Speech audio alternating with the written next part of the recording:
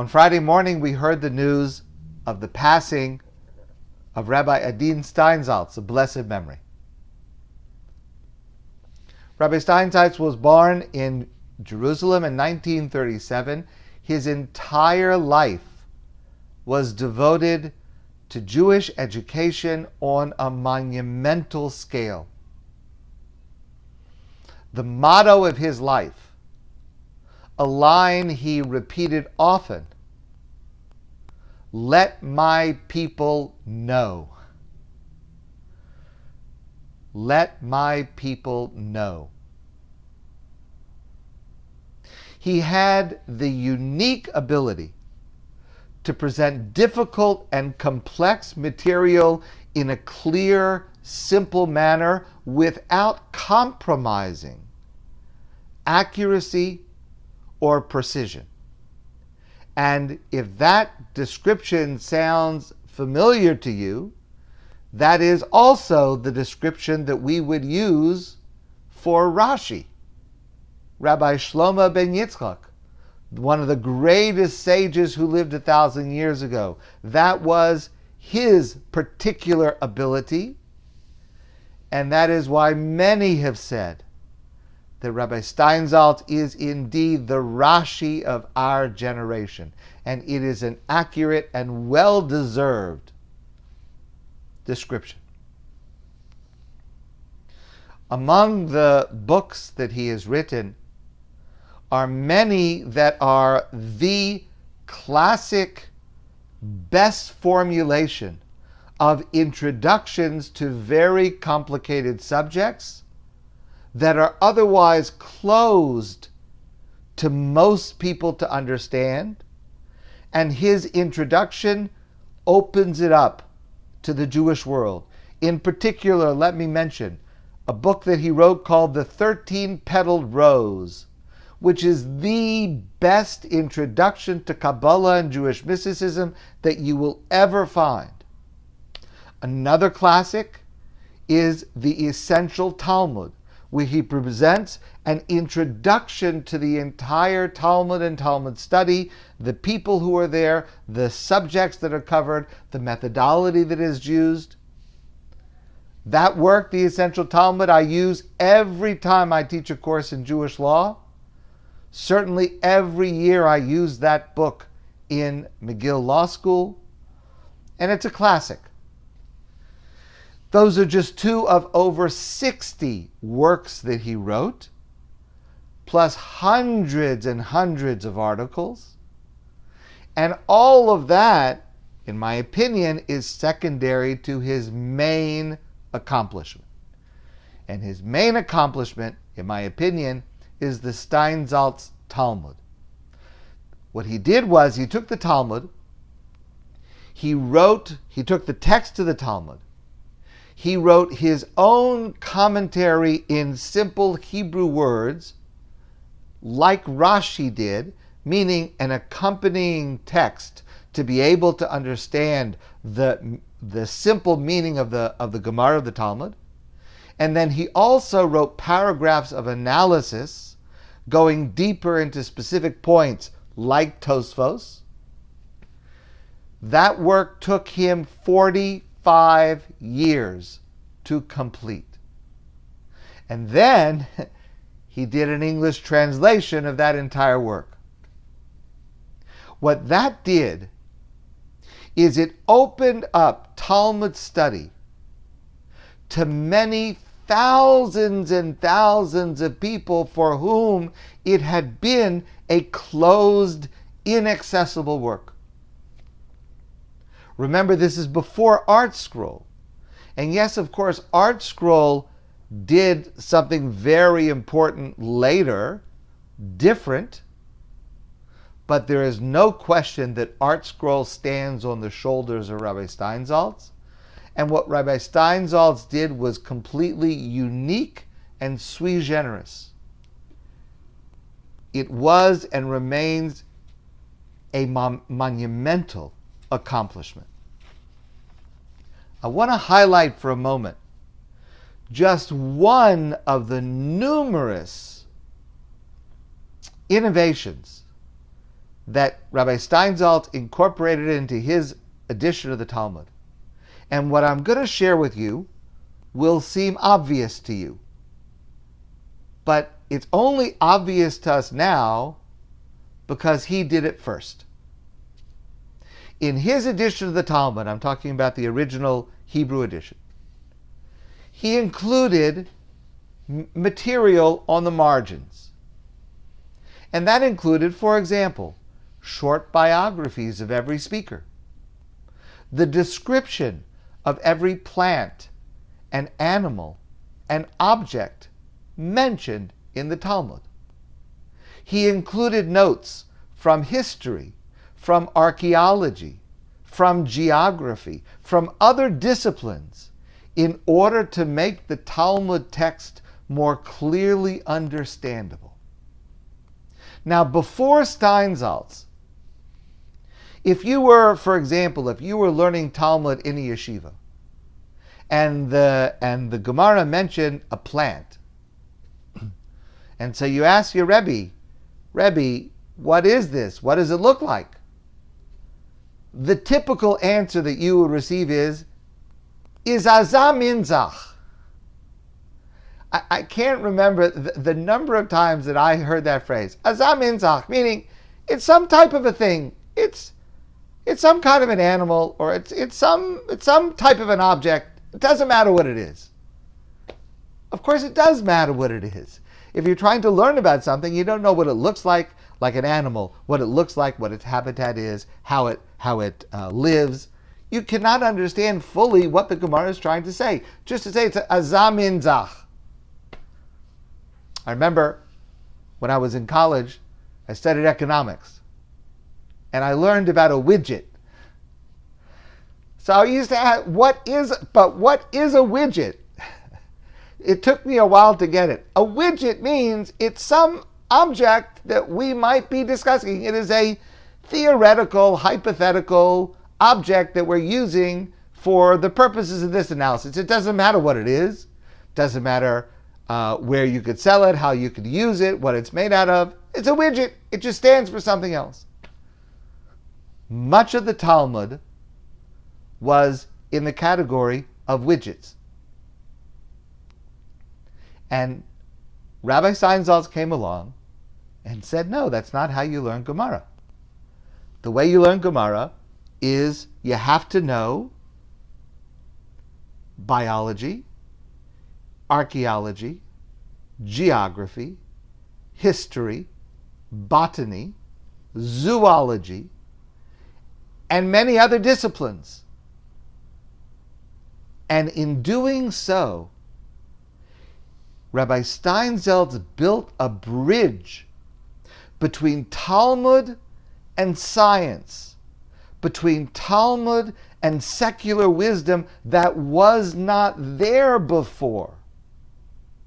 Such that many of us today, as I said before, take that bridge for granted.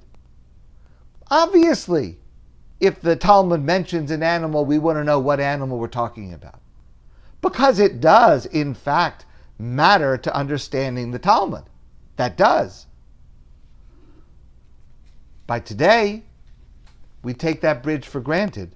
But the only reason we take it for granted is because Rabbi Steinsaltz constructed that bridge. He constructed an entity where there was a seamlessness between Torah and every other discipline of human knowledge.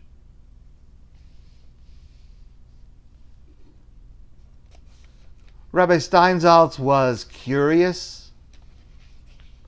He was profound. He was irreverent. He was playful. Linda Gradstein is a reporter for NPR, National Public Radio. She covers Israel. She lives in Jerusalem. 20 years ago, Rabbi Steinsaltz came to her home in Yerushalayim in order to be interviewed for NPR. Now, after she interviewed him, she invited him upstairs to meet her parents, who were visiting from the United States, and with her was her 5-year-old daughter, Daniela. So Rabbi Steinsaltz sits down with the adults, with this child, and Rabbi Steinsaltz hands a small chocolate to Daniela, a treat. He always carried treats. So Rabbi Steinsaltz is talking to the parents, and he noticed after a few minutes that Daniela is not eating the chocolate. She's just staring at the package, but she's not eating it. So he turns to this little girl, and he says to her, "Is everything okay?" And she says, "I'm checking to see if it's kosher." So all the adults are completely embarrassed. If Rabbi Steinsaltz gives you a piece of candy, I promise you it's kosher. But he very kindly and very gently took the package and together with her looked for the tiny, you know how minuscule kosher symbol, and he showed it to her and he said, "This is how you know that it's kosher." Linda apologized profusely. She was so embarrassed that her daughter had said such a thing. And Rabbi Steinsaltz laughed and he said, "Don't be sorry. Daniela has made my day." This is a man who lived to teach Torah in every way, in every manner, under every circumstance. I want to read something to you that Rabbi Steinsaltz wrote recently.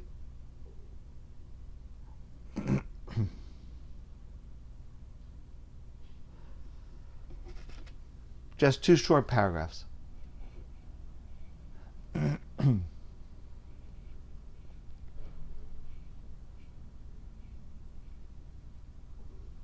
What then? This is Rabbi Steinsaltz writing in an editorial that was published in Times of Israel some time ago. What then is a true Jewish leader? The Torah calls the leaders the heads of the thousands of Israel. This defines their essence. The Torah is thus telling us that a true leader is like a head. Rosh, the head. The head is the part of the body that knows what is happening in all the other organs and feels the pain of each and every one of them. Similarly, the leader is supposed to sense the problems and feel the pains of everyone. The Rabbi of Rozhin used to say that he could hear the cry of a woman in labor 400 miles away from him. Regretfully, I ask, which rabbi or rabbinic organization in the state of Israel cares about the young prostitutes at the Tel Baruch beach? Most of them do not even know what is happening there. I do not mean to say that rabbis should go to visit the place, but whoever is one of the heads of the thousands of Israels should know that something like this exists, that there are X number of girls there, and that these young girls, and it does not matter what their precise number is, may not be quite like our matriarchs, Sarah, Rivka, Rachel, and Leah, but they are our girls, blood of our blood and flesh of our flesh. And if we do not feel their pain, that is a problem. Because if it does not feel the pain, if the head does not feel the pain of the entire body, it is not a head. In a 2009 interview, he said that he started working on his edition of the Talmud when he was 27 years old. And then he said, since I started at such a young age, I didn't take into account the immense effort it requires. Now listen. But sometimes, when a person knows too much, it causes him to do nothing. It seems it's better sometimes for man, as for humanity, not to know too much about the difficulties and believe more in the possibilities.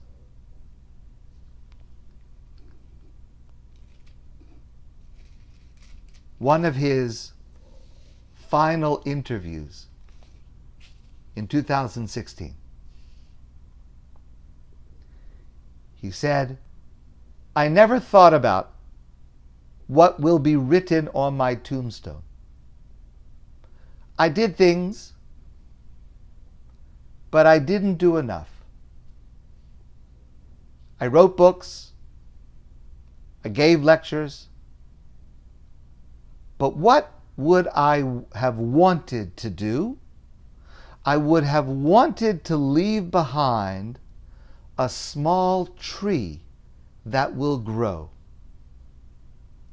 I will tell you a final story, and this is the final story that I will tell you. In my garden years ago, he said, I planted 2 cypress trees. One was stolen. The other was a small tree whose head was cut off.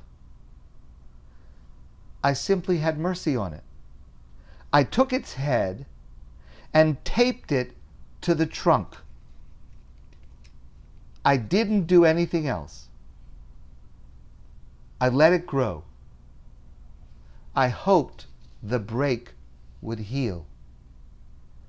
Today, that cypress is 10 feet tall, a mighty tree.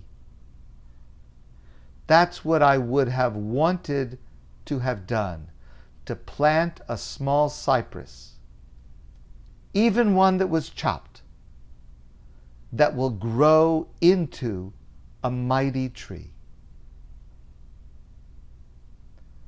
And that is precisely what Rabbi Adin Steinsaltz did, and did superbly. Rabbi Adin Steinsaltz of blessed memory.